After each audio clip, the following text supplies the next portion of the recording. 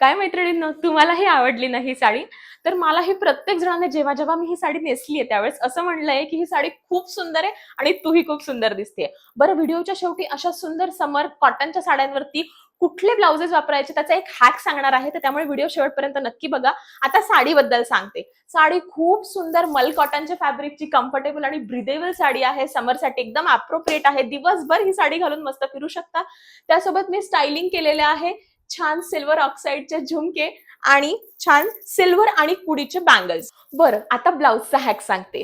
ब्लाउजसाठी मी घातलेला आहे सुंदरसा हा टँक टॉप.